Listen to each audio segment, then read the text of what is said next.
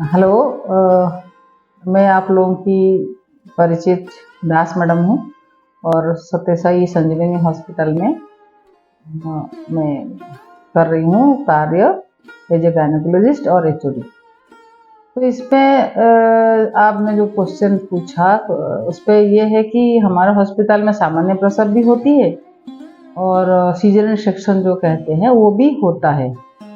और हमारे हॉस्पिटल में कॉम्प्लिकेटेड भी होती है क्योंकि तीसरा सीजरियन होता है। उसके साथ साथ जिसके अर्नाल नीचे है उनका भी करते हैं और बहुत ही कमज़ोर बच्चों को भी करना पड़ता है। तो सामान्य प्रसव, क्योंकि सामान्य प्रसव भी हो रहा है। लेकिन इसमें थोड़ी सी बातें मैं बताना चाहूँगी कि ऑपरेशन के बाद लोगों को दिमाग में ये होता है कि ऑपरेशन हो गया, हम बिस्तर से ना उठे, खाना कम खाए, पानी कम पिए और बहुत ज़्यादा गर्मी में अपने आप को रखें। ऑपरेशन के बाद हमें पेशेंट को ऐसे बोला जाता है कि ऑपरेशन हो गया, 6 घंटे के बाद हम पानी पिलाना शुरू कर देते हैं। इवन कभी कभी 3 घंटे के बाद भी पानी पिलाना शुरू कर देते हैं। और ये बहुत ही बड़ा सा ऑपरेशन नहीं है, फिर भी ज़्यादा तो हम चाहते हैं कि जल्दी से पेशेंट उठ के बैठे। 24 घंटा तक हम उनको इस तरह से बिठा सकते हैं। पानी भी शुरू से देना शुरू करते हैं और पैर हाथ जो है हिलाने के लिए भी हमें उनको बोलते हैं after 6 hours they can do, क्योंकि 3 घंटे के अंदर नशे जो होता है, नीचे वाला नशा दिया जाता है, स्पाइनल एनेस्थीसिया उसको कहते हैं। तो उस पर हमें 3 घंटे के बाद वो हाथ पे हिला सकते हैं, कोई प्रॉब्लम नहीं है।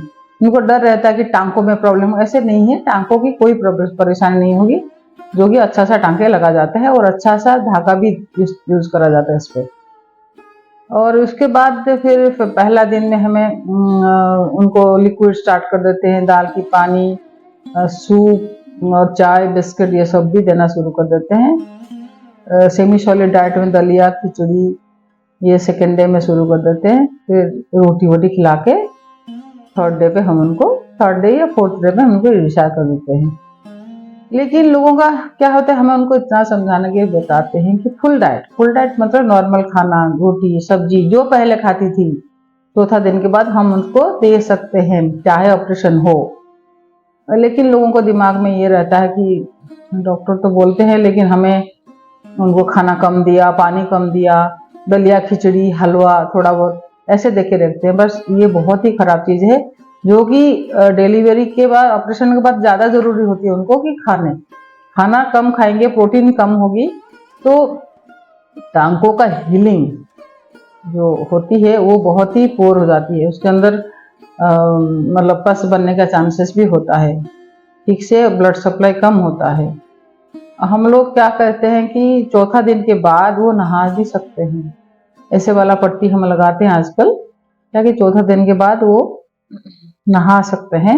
अच्छा सा पट्टी के ऊपर कपड़ा बांधे ना बांधे, क्योंकि उसके अंदर पानी नहीं जाएगा। और कभी कभी तो तीसरा चौथा दिन के बाद खुला भी छोड़ सकते हैं, ऐसे कोई प्रॉब्लम नहीं होगा। लेकिन लोगों का थोड़ा सा उनको लगता है कि टांके पक जाएंगे, दूध नहीं पिए, ऐसे नहीं होना चाहिए। सारे चीज़ें, प्रोटीन पाउडर हो गया, दूध हो गया, नॉर्मल खाना, दाल रोटी सब्जी, ये सब अपने आप खाना चाहिए। खाली थोड़ा सा स्पाइसी जो ऑयली होती है वो थोड़ा कम खाए तो बेटर होगा, क्योंकि गैस वैस बनने का चांसेस रहता है। मदर है तो बच्चे को दूध तो पिलाएगी 24 घंटे के अंदर, चाहे नॉर्मल हो चाहे ऑपरेशन हो। तो उस पर क्या है कि नहीं खाएंगे तो फिर बच्चों को फीडिंग कैसे करें, और भी कमजोर होंगे, और कमजोर होंगे तो उठने के मन नहीं करेगा और बहुत ही वीकनेस फील होगी, फिर वो बच्चे को भी देखभाल नहीं कर सकते और अपना भी शरीर कमजोर होता है। देखिए, एक्चुअली हमें चौथा दिन में घर भेज देते हैं, कोई प्रॉब्लम नहीं है, लेकिन 8 डेज तक हम बोलते हैं कि थोड़ा भारी काम ना करे और ज़्यादा देर खड़े होना नहीं है, थोड़ा आराम भी करे और बच्चे को दूध पिलाए। बस 10 दिन के बाद नॉर्मल हो जाते हैं पूरा, मतलब अपने घर पे वॉकिंग कर सकते हैं, काम तो कोई कम करे लेकिन वॉक कर सकते हैं, बच्चे को दूध पिला सकते हैं और अपना नॉर्मल काम के लिए आराम से जा सकते हैं, जैसे कि अपना नित्य कर्म होता है वो कर सकते हैं।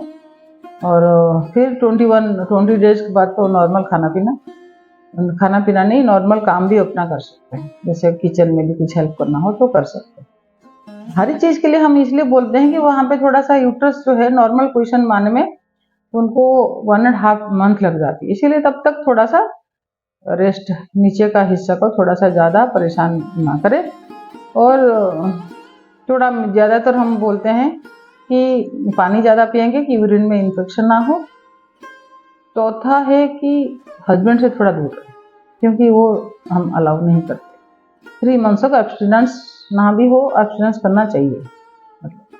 हम लोग उनका टांगों की वो करेंगे, सफाई करेंगे और मेडिसिन देंगे, ड्रेसिंग में ठीक हो जाता है। बहुत ज़्यादा परेशानी कभी कभी होती है तो हमारे पास सारे जो है कि ड्रेसिंग होना है आगे को। कभी कभी क्या होता है कि कभी किसी का टांके गैप रहता है तो सेकेंडरी सुजर भी लगा देते हैं, ऐसा कोई टेंशन नहीं है। लेकिन इन चीज़ों को करेंगे तो नहीं होगा। सफाई रखना जरूरी है, जैसे कि हम ओटी में स्टाइल करते हैं, घर पे भी सफाई रखें, सब कुछ नहीं होगा ज़्यादातर 99%।